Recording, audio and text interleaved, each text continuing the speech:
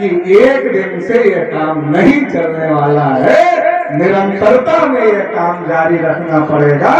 क्योंकि आज हमारे लोग जो काम कर रहे उसके प्रचारक हो रहे, वो हमारे लोगों के विचारों में परिवर्तन कर रहे, वो हमारे लोगों को समझा रहे हैं, गलत बातें समझा रहे हैं, गलत बातें बता रहे हैं। लेकिन जब गलत बातों का ही प्रचार हो रहा है और सही बातों का प्रचार उतनी ताकत से नहीं हो पा रहा है, तो ऐसा कहा जाता है कि एक झूठ अगर बार बार बोला जाए, बार बार बोला जाए, बार बार बोला जाए, बार बार बोला जाए, बार बार बोला जाए, तो एक झूठ बोलते बोलते बोलते बोलते और सुनते सुनते सुनते सुनते लोग उस झूठ को भी सही मान लेते हैं। ठीक यही चीज हमारे साथ हुई, ठीक यही बात हमारे साथ हो रही है कि जो पैदा नहीं हुए, जिनके कोई साक्ष्य नहीं है, जिनके कोई अवशेष नहीं है, उनको हम सर पर उठाए घूम रहे हैं। हमारा ही समाज घूम रहा है और कहीं भी पूरे देश भर में खुदाई कर लो, कौन निकलता है? तथागत बुद्ध के अवशेष निकलते हैं, सम्राट अशोक के अवशेष निकलते हैं, हमारे पूर्वजों के अवशेष निकलते हैं। लेकिन हमें नहीं स्वतंत्रता, बंधुता और न्याय, ये जो सिद्धांत है ये मूलतः तथागत का सिद्धांत है और ये सिद्धांत ही मूल उद्देश्य बना करके संविधान में लिख दिया और सारे प्रकार के हक अधिकार हमको दे दिया। अगर हम लोग उसके बारे में जागृत हो जाएं और संगठित होकर के अपना हक अधिकार ले ले तो हम इस देश के हुक्मरान बन सकते हैं। देखो, हम साइकिल, मोटरसाइकिल, कार खरीदते, दूसरे को चलाने के लिए नहीं देते। क्यों नहीं देते? खराब हो जाता है, हमको लगता है वो ठीक से नहीं चलाएगा, खराब हो जाए। जब हम साइकिल, मोटरसाइकिल, कार दूसरे को चलाने के लिए नहीं देते, ये देश दूसरे को चलाने के लिए दे दिया, देश हमारा है, चलाने के लिए दूसरों को दे दिया, इसलिए ये इस स्थिति में पहुंच गया है। कोई हुआ है तो इतिहास का घोटाला हुआ है जिसके बारे में हम लोग नहीं जानते, जिसके पुरखों का गौरवशाली दिन है, जिनकी गौरवशाली विरासत है, जिन्होंने इस देश को विश्व गुरु बनाया, जिन्होंने इस देश को सोने की चिड़िया बनाया, उनके बच्चों को उनकी विरासत के बारे में पता नहीं है और वो लाल पीला हरा मुंह में कोट कोट कर पता नहीं क्या क्या करने का काम, सड़कों पर करने का काम कर रहे हैं। तो हमें समझना पड़ेगा कि इस देश में हमारे पूर्वजों की जो गौरवशाली विरासत है, जो हमारा गौरवशाली इतिहास है, उसको कोई दूसरा आगे बढ़ाने का काम नहीं करेगा। उसको आगे बढ़ाने की जिम्मेदारी हम ही लोगों की है। साल में केवल एक दिन कार्यक्रम करने से विरासत आगे बढ़ने वाली नहीं है।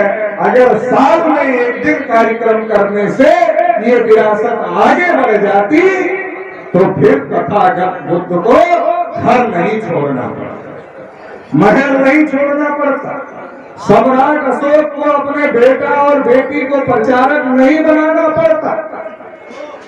अगर ये बनाना पड़ा तो इससे हमको इस बात को समझने की जरूरत है कि एक दिन से ये काम नहीं चलने वाला है, निरंतरता में ये काम जारी रखना पड़ेगा।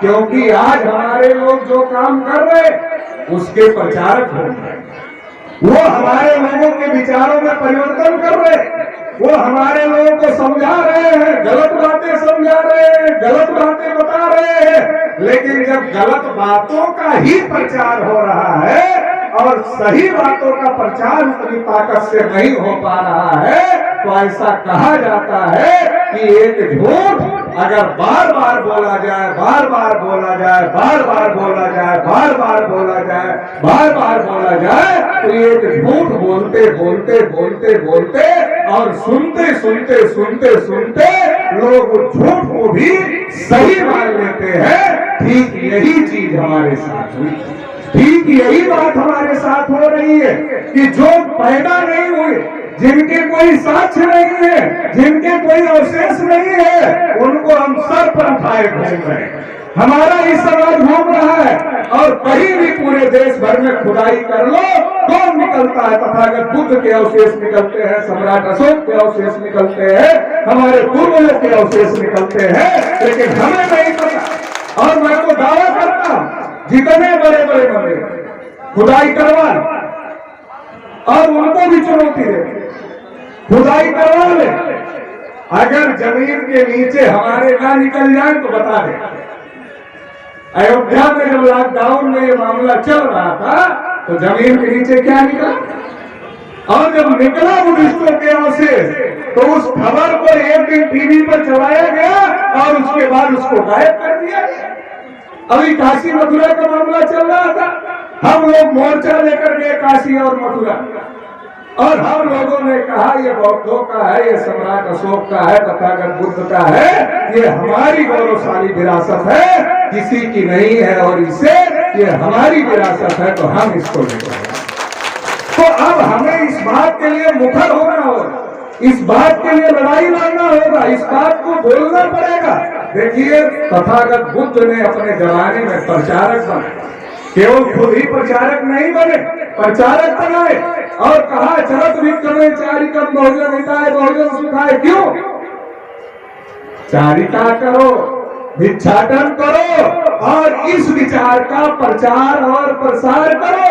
ये विचार प्रारंभ में कल्याणकारी है, मध्य में कल्याणकारी है, अंत में भी कल्याणकारी है। इस विचार का प्रचार और प्रसार करो, तथागत बुद्ध ने कहा।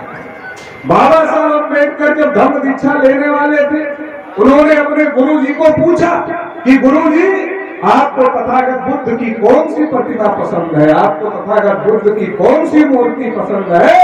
तो उनके गुरु जी ने बाबा साहब अम्बेडकर को कहा कि मुझे तो ध्यान में बैठे हुए बुद्ध पसंद है। बाबा साहब ने कहा मुझे वो बुद्ध पसंद है जो हाथ में चारिका लेकर बाहर निकल रहे हैं बिहार से भिक्षाटन के लिए, हमें वो बुद्ध पसंद है। इसका मतलब क्या है? इसका मतलब बाबा साहब अम्बेडकर ये समझाना चाहते थे कि घर में बैठकर परिवर्तन नहीं, घर में बैठने से परिवर्तन नहीं होगा। हम बहुत सारे लोग परिवर्तन चाहते, लेकिन फिर मजबूरी भी 1000 गिनाते। हम बहुत सारे लोग परिवर्तन चाहते हैं और मजबूरी भी 1000 गिनाते हैं, तो ये दोनों कैसे चलेगा? आप परिवर्तन भी चाहते हो, 1000 मजबूरियां भी गिनाते हो, फिर परिवर्तन तो नहीं हो सकता। एक दिन मैं राजस्थान गया था, हमारा स्टेट कन्वेंशन था, संयोग से उस दिन सरदार भगत सिंह की जयंती थी, तो ये गाना गाने वाले साथी आए और वो गाना गा रहे थे कि भगत सिंह अब आपको ही दोबारा जन्म लेना पड़ेगा, तभी इस देश का उद्धार हो सकता है। तो मेरा नंबर लगा, अक्सर मेरा नंबर बाद में ही लगता है, तो मेरा नंबर लगा तो मैंने कहा भाई आपको भी पता है, मुझे भी पता है, भगत सिंह तो दोबारा नहीं पैदा होंगे, क्योंकि पुनर्जन्म में हम लोग यकीन करने वाले लोग हैं नहीं, तो इसलिए तो भगत सिंह तो दोबारा पैदा नहीं होंगे। और आप कह रहे हो कि भगत सिंह के बगैर देश का कल्याण नहीं हो सकता, तो रास्ता क्या है? तो उन्होंने कहा भगत सिंह इसी में से बनना पड़ेगा। तो वही मैं ये कहना चाहता हूँ, इसी में से धर्म प्रचारक बनना पड़ेगा, इसी में से निकलना पड़ेगा, और हमको ये तय करना पड़ेगा कि हमारी लाख मजबूरियां एक साइड और ये हमारे महापुरुषों का कारवां एक साइड, हमारी लाख मजबूरियों के ऊपर ये हमारे महापुरुषों का कारवां हमारे लिए पहला कर्तव्य है। अगर हम इस प्रकार का कोई प्रण लेते हैं, इस प्रकार का कोई संकल्प अगर हम करते हैं, तब इस देश में हम जो चाहते हैं वो हो सकता है, कोई रोक नहीं सकता, कोई नहीं रोक सकता, ये हो सकता है। देखिए जब तथागत बुद्ध ने इस धर्म को आगे बढ़ाया, धर्म का मार्ग दिया, तो उस समय देश उसी दशा में जा रहा था, असमानता की दशा में जा रहा था, जानवरों की बलि हो रही, ऊंच नीच भेदभाव हो रहा था। तो तथागत बुद्ध ने कहा भाई जन्म से कोई ऊंचा नीचा नहीं हो। एक ब्राह्मण तथागत के पास आया और कहा कि हम तो जन्म से श्रेष्ठ होते। तो तथागत ने उस ब्राह्मण को पूछा कि भाई ब्राह्मण लोग कैसे पैदा होते? क्या तुम ब्राह्मणों के घरों की महिलाएं गर्भवती होती है? तो ब्राह्मण ने कहा हाँ, हमारे घरों की महिलाएं गर्भवती होती है। कहा जिस प्रक्रिया से हम शुद्ध, हमारे घरों की महिलाएं गर्भवती होती हैं, क्या उसी प्रक्रिया से तुम्हारे घरों की महिलाएं भी गर्भवती होती है? कहा हाँ, वही प्रक्रिया।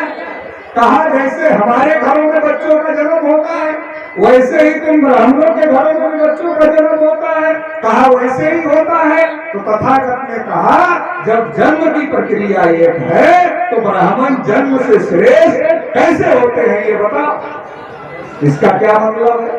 तर्क कर। महाकश्यप और तथागत की वार्ता निरंजना नदी के तट पर हो रही। महाकश्यप और तथागत की वार्ता जब निरंजना नदी के तट पर हो रही थी तो महाकश्यप ने पूछा तथागत को कि ये समाज में जो अंधविश्वास है, जो पाखंडवाद है, जो ढोंग है, जो ढकोसला है, जो ऊंच है, जो नीच है, जो भेदभाव है, इसको कैसे खत्म किया जा सकता है? कश्यप ने यह भी पूछा क्या इसको यज्ञ से, हवन से, पूजा से, पाठ से नहीं खत्म किया जा सकता? तो तथागत ने महाकश्यप को कहा हम लोग नदी के इस किनारे पर बैठे हैं, हमें उस किनारे पर जाना है। महाकश्यप बताओ कैसे जाओ? तो उन्होंने कहा अगर पानी कम होगा तो हम पैदल जा सकते हैं, पानी ज्यादा है तो नाव से जा सकते हैं या तैर कर जा सकते हैं। तो तथागत ने उनको पूछा कि ऐसा नहीं हो सकता कि इसी तट पर बैठकर, इसी किनारे पर बैठकर पूजा करो, यज्ञ करो, हवन करो, और वो जो दूसरा किनारा है जहां तुम जाना चाहते हो, वो किनारा तुम्हारे पूजा पाठ यज्ञ हवन से तुम्हारे पास चलकर चला आए। क्या ऐसा नहीं हो सकता? तो महाकश्यप ने कहा ऐसे कैसे हो सकता? ऐसे तो नहीं हो सकता है कि हमारे पूजा पाठ यज्ञ हवन से वो किनारा हमारे पास चलकर आ जाएगा।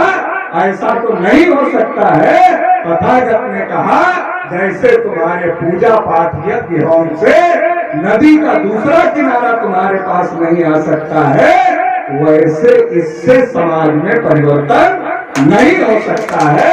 समाज में परिवर्तन करना है तो समाज में जाना पड़ेगा। समाज में जाना, आखिरी लड़ाई क्या?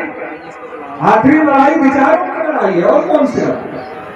विचारों की लड़ाई है। आज हमारा जैसा आचरण है, हमारे भी महात्मा जी जादूगर जी कहीं चले गए तो जादूगर जी पहले जैसे थे, उनके ऊपर जिन विचारों का प्रभाव था उसकी वजह से वो वैसे थे। वही जादूगर जी के जब विचार बदल गए तो आज वो किस प्रकार के विचार थे? अगर तथागत जी के जीवन से सीखा जाए तो अंगुलमाल की कहानी हम सब ने सुनी होगी। अंगुलमाल की कहानी हम सब ने सुनी है। वही अंगुलमाल जब तक तथागत से नहीं मिला था कैसा था, वही अंगुलमाल तथागत से मिलने के बाद कैसा हो गया।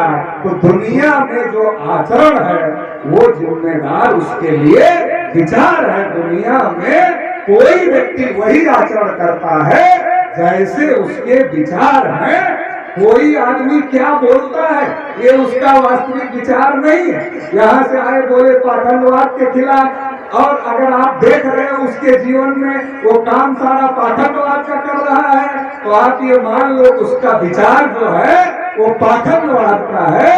आदमी जो बोलता है वो उसका वास्तविक विचार नहीं है। आदमी जो करता है वो उसका वास्तविक विचार है। और अगर आप ये करना चाहते हो, अगर आप ये चाहते हो कि परिवर्तन हो तो परिवर्तन होगा, लेकिन उसकी पूर्व शर्त है कि विचारों में लोगों के परिवर्तन करना पड़ेगा। विचारों में परिवर्तन होगा तो आचरण में परिवर्तन होगा। आचरण में ज्यादा लोगों के परिवर्तन होगा तो समाज में परिवर्तन होगा। और बहुसंख्यक समाज के जो आचरण में परिवर्तन हो जाता है उसे सामाजिक क्रांति कहते हैं। जैसे तथागत ने अपने समय में सामाजिक क्रांति करने का काम किया। तो इस बात को हम लोगों को जानने समझने की जरूरत है कि हमें लोगों के विचारों में परिवर्तन करने की जरूरत है। हमारे लोग बहुत सारी जगह क्यों फंसे, वो जानते ही नहीं। जैसे तथागत ने कहा कि कोई बात इसलिए मत मानो कि कोई बहुत बड़ा आदमी कह रहा है, कोई बात इसलिए भी मत मानो कि बहुत मोटी किताब में लिखी हुई है, कोई बात इसलिए भी मत मानो कि बहुत दिन से चली आ रही है। अब जब हम अपने लोगों को समझाते तो क्या कहते, अरे बहुत दिन से यही हो रहा है, आप समझाने चले आए, कहते नहीं कहते। तो उनको समझ नहीं, उनको समझाना पड़े। तथागत ने कहा बहुत मोटी किताब में लिखी है इसलिए वो सही हो ये जरूरी नहीं है, इसलिए मत मानो। बहुत दिन से चली आ रही इसलिए भी मत मानो। बहुत बड़े आदमी ने कहा इसलिए भी मत मानो। फिर कैसे मानो? तर्क करो, तथ्य देखो, तर्क और तथ्य की कसौटी पर जो बात सही समझ में आती है वो मानो, और तर्क और तथ्य की कसौटी पर जो बात सही नहीं समझ में आती उसको मत मानो। जैसे हम लोग कोई अपना काम खुद नहीं करें, हम लोग अपना कोई काम खुद नहीं करें। प्रैक्टिकल जीवन से एक उदाहरण है। जैसे हम लोग बच्चा पैदा करते तो नाम पंडित जी से पूछ करते। अब अगर हमको समझ में आ जाए कि तर्क करो, तथ्य देखो कि हम नाम रख लेंगे तो क्या गड़बड़ हो जाएगा, वो नाम रख देंगे तो क्या सही हो जाएगा। अरे बच्चा हमारा है, पैदा हम कर रहे हैं, कुछ गड़बड़ नहीं हो रहा है, तो नाम हम रख लेंगे तो कैसे गड़बड़ हो जाएगा, तब भी गड़बड़ नहीं होगा अगर हम तर्क कर ले तो हम ऐसा नहीं करें। लेकिन जब हम तर्क नहीं करते, जहाँ तर्क नहीं है वहाँ अंधविश्वास है, जहाँ तर्क है वहाँ अंधविश्वास गायब हो जाता है, पता नहीं चलता है। बच्चे को पढ़ा लिखा कर MBBS डॉक्टर बना, लड़का भी MBBS डॉक्टर, लड़की भी MBBS डॉक्टर। अब शादी करवाना, अब शादी कौन कराए? होगा हम लोग क्यों नहीं करा सकते? भाई कोई कमी है हमारे घर में? तो ग्रेजुएट पोस्ट ग्रेजुएट लोग हैं, पढ़े लिखे लोग हैं। अब कोई कमी रह गई हम लोगों के घर में कि पढ़े लिखे लोग नहीं है? जब से बाबा साहब अम्बेडकर का संविधान लागू हो गया अब तो अवसर मिल गया, अब तो हम लोगों के यहाँ भी पढ़े लिखे लोग हो गए, तो हम क्यों नहीं कर सकते? हम नहीं करते, क्यों नहीं करते? अगर इस पर तर्क करे क्या फायदा है, क्या नुकसान है? अगर तर्क करे तो हमको समझ में आएगा कि जो फायदे में होगा वो हम करना शुरू करेंगे। हमारा आदमी मर जाता, भागा भागा पंडित के पास, उसका लड़का जाता, कहता पिताजी तो चले गए, अब क्या करें बताओ, आत्मा को शांति मिली कि नहीं?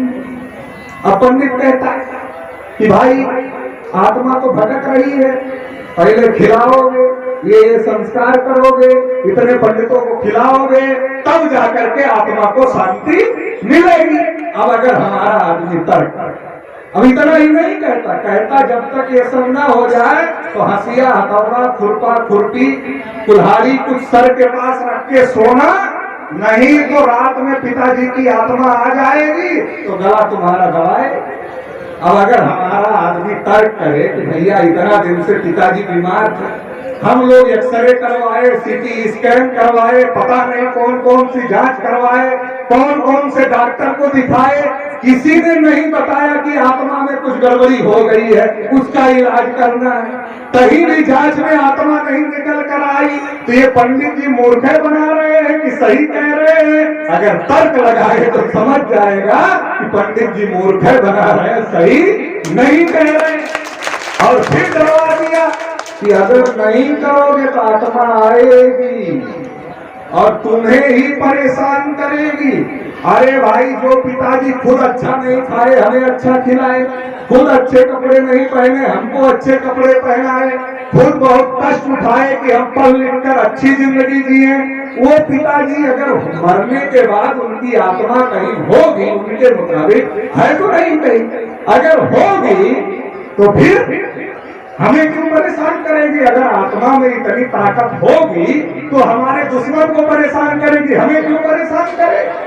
अरे अपने बाप पर भरोसा नहीं है, दूसरे पर भरोसा, अपने बाप पर भरोसा होना चाहिए। अगर तर्क करे तो समझ में आएगा ये सब ढकोसला है और इसमें उनका फायदा है, क्योंकि जिंदा नाम रखने से लेकर पैदा होने से लेकर मरने के बाद का सारा कर्मकांड करते हैं, मुफ्त में तो नहीं करते, लेते अगर वो ये सब ना करे, मूर्ख ना बनाए तो मिलेगा नहीं। और केवल इतना थोड़े होता है, जब इतना बार आपके घर में आता है, आपके परिवार के साथ बैठता है, तो आपके घर में क्या ऊंचा नीचा है, क्या गलत सही है, सब वो जान जाता है। जब आपके घर की सारी पोल ही जान जाएगा तो फिर क्या होगा, आप समझ सकते हैं। तो ये तर्क करने की बात है। अगर हम लोग तर्क करें तो हम लोग समझ जाएंगे, और अगर समझ जाएंगे तो ये लड़ाई बंद हो जाएगी। तो ये विचार लोगों के दिमाग में डालने का काम, इसका प्रचार प्रसार करने का काम हम लोगों को करने की जरूरत है, और इस पर काम करने की जरूरत है। जब तथागत के विचारों का प्रचार प्रसार हुआ तो क्या हुआ, ये सब कहाँ गायब हो गए, पता चला? सब कहाँ गायब हो गए, ये पता ही नहीं चला इसमें। और पता नहीं चला तो ये भी मजबूर हो गए, ये भी उसने घुसपैठ कर लिए। और जब ये भी उसने घुसपैठ कर लिए तो घुसपैठ करने के बाद फिर इन लोगों ने उसमें तोड़ फोड़ करने का काम किया, और कई टुकड़े भिक्षु संघ के हुए। ये घुसपैठ की वजह से हुए। महान राजा सम्राट अशोक ने खुद ही छटाई किया था, भिक्षुओं को बाहर निकालने का काम किया था। क्यों किया था? घुसपैठी लोग थे, इसलिए बाहर निकालने का काम किया था। कोई लड़ाई दोस्त और दुश्मन तय करके ही लड़ी जा सकती है। दोस्त और दुश्मन तय किए बगैर लड़ाई नहीं लड़ी जा सकती है। ऐसा नहीं हो सकता है कि सांप और नेवला की दोस्ती हो जाए। बाबा साहब ने लिखा, ये सारा इतिहास का अध्ययन करने के बाद लिखा कि राजा वीरभद्र की हत्या किसने की है। ये सारे इतिहास का अध्ययन करने के बाद बाबा साहब ने लिखा कि सांप और नेवला एक साथ नहीं रह सकते, चींटी और हाथी एक साथ नहीं रह सकती, शेर और बकरी एक साथ नहीं रह सकते। रह सकते हैं? नहीं रह सकते। जब शेर को भूख लगेगी तो बकरी की दोस्ती खत्म और उसको खा जाएगा। तो हमको समझने की जरूरत है कि इस देश में जो हमारे पूर्वजों का विचार है, उस विचार को मजबूत करने की जरूरत है। नालंदा जैसी यूनिवर्सिटी को जलाने का काम किया, कितना ज्ञान था नालंदा। इस देश के अंदर जब हमारे पूर्वजों का राज था तो भारत विश्व गुरु था, भारत सोने की चिड़िया था, अखंड भारत था। और पुष्यमित्र शुक्ल ने जब से राजा वीरभद्र की हत्या किया, तब से उसके बाद जब से इन लोगों के हाथ में देश की सत्ता आई, आप देखो टुकड़े टुकड़े टुकड़े टुकड़े होते जा रहे हैं। अफगानिस्तान के आगे तक अगर आप पुराना नक्शा देखो भारत का, प्राचीन भारत का, अफगानिस्तान के आगे तक भारत था। अब कितना सिमटता जा रहा है, सिमटता जा रहा है, सिमटता जा रहा है। क्यों? इनकी सोच ही ऐसी नहीं है कि इस सबको समाहित करके चल सके। इनकी सोच कैसी है? हम ही ऊपर रहेंगे, बाकी सब नीचे है। जो इन्होंने बड़ व्यवस्था बनाई, आखिर क्या जरूरत थी बड़ व्यवस्था की, जब हर आदमी इंसान है, जो इंसान है वो सब बराबर है। अगर धर्म की बात किया जाए तो धर्म का सबसे प्रमुख सिद्धांत है कि इंसान के द्वारा इंसान का शोषण नहीं होना चाहिए। लेकिन धर्म के खिलाफ में ये जो ब्राह्मणवाद है, जो मनोवाद है, ये क्या है? ये इंसान के द्वारा इंसान का शोषण करवाता है। ब्राह्मण है तो सबसे ऊपर है, क्षत्रिय है तो उसके नीचे है, वैश्य है तो उसके नीचे है, शूद्र है तो उसके नीचे है, अछूत है तो उसके भी नीचे है। ये सिस्टम जो इन्होंने बनाया था, ये सारा मामला इनका हवा में उड़ गया। और जब फिर राजा वीरभद्र की हत्या पुष्यमित्र शुंग नाम के ब्राह्मण ने किया और लाखों बौद्ध भिक्षुओं का कत्लेआम किया, और लाखों बौद्ध भिक्षुओं का कत्लेआम करने के बाद जबरदस्ती से इन्होंने ये व्यवस्था हमारे ऊपर थोपने का काम किया, फिर से बड़ व्यवस्था थोपने का काम किया।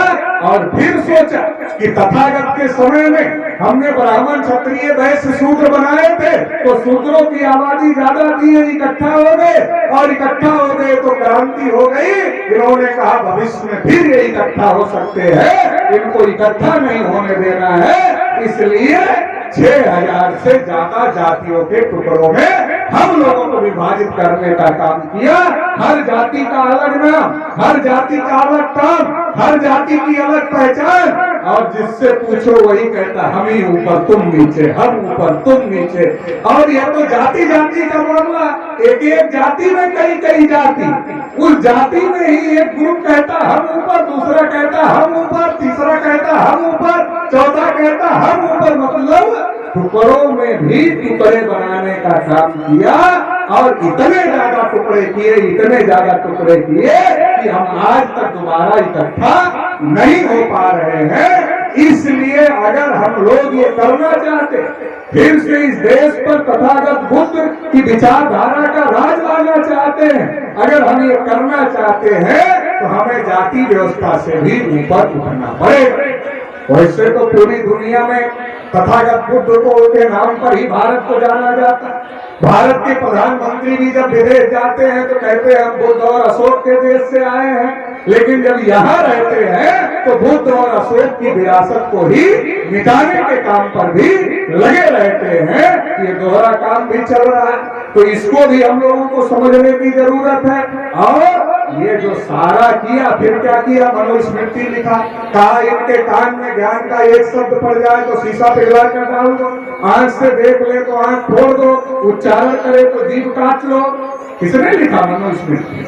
हमारे आप में से किसी ने लिखा। और अगर हमारे आप में से किसी ने लिखा होता तो अपने लिए ऐसा क्यों लिखता?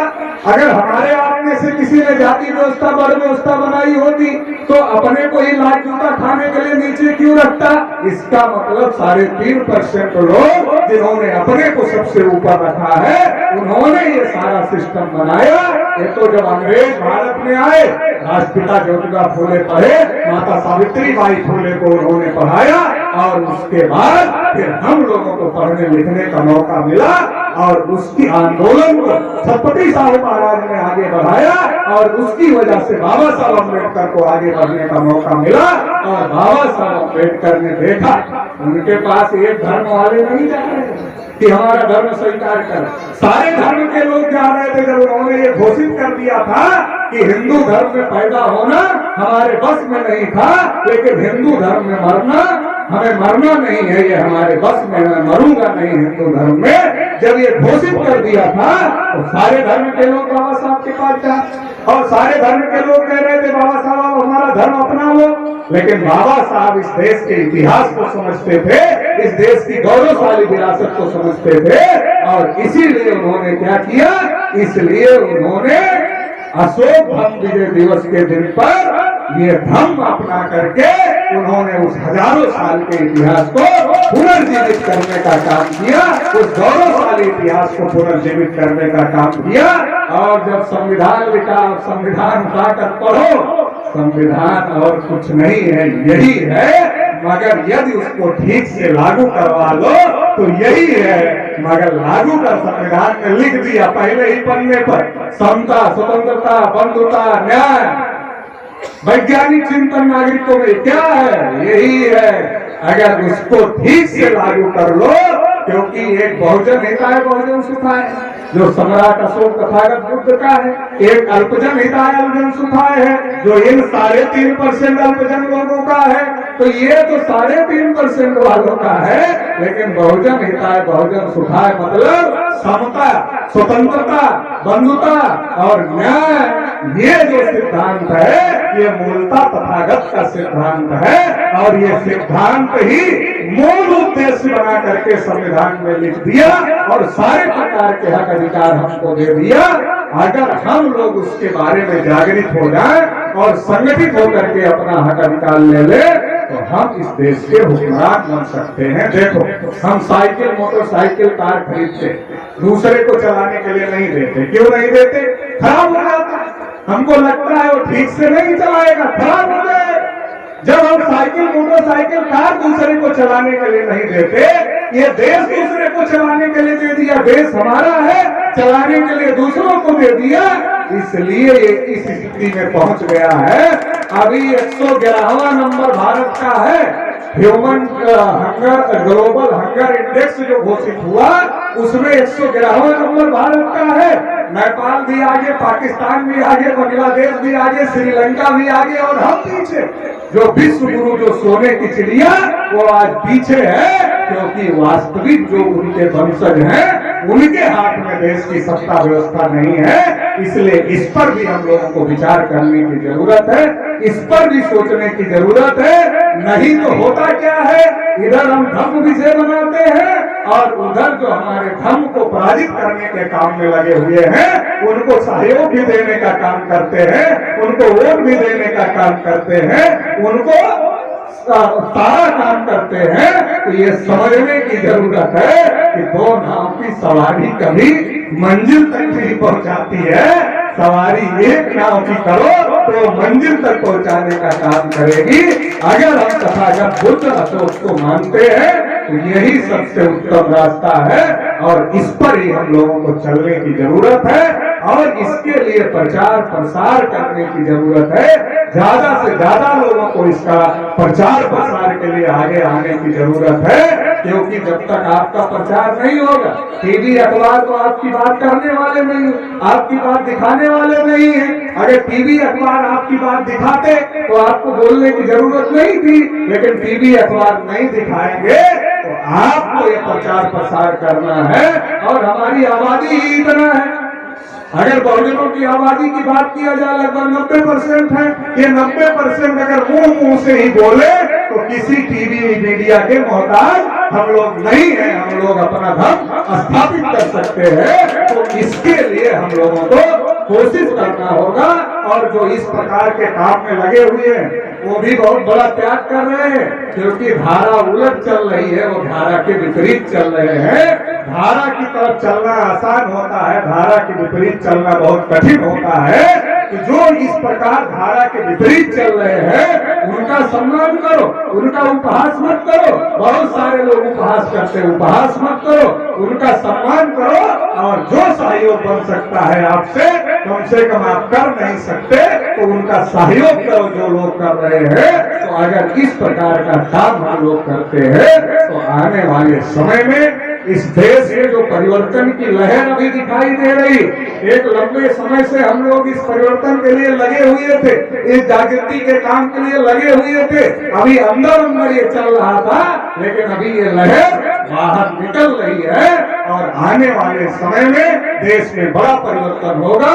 भारत फिर से विश्व गुरु बनेगा, भारत फिर से सोने की चिड़िया बनेगा और भारत को फिर से अखंड भारत बनाएंगे। इस संकल्प को लेते हुए आप सभी लोगों ने मुझे ध्यानपूर्वक सुना। इस बात के लिए धन्यवाद देते हुए आप सभी लोगों को बहुत बहुत आभार, बहुत बहुत धन्यवाद। नमो बुद्धाय, जय भीम, जय भारत, जय मोदी।